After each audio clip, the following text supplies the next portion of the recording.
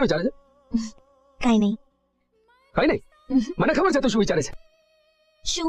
કહું કે સાચું બોલીશ?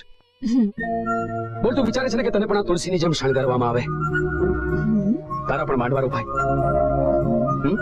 તારી પણ જાન આવે, તને માંડવામાં પધરાવે, તારા ફેરા ફરે, અને તને સાસરે વળાવાય. પણ તને ખબર છે તારો વર કેવો હશે? ના. મને ખબર છે. કેવો હશે? કહું.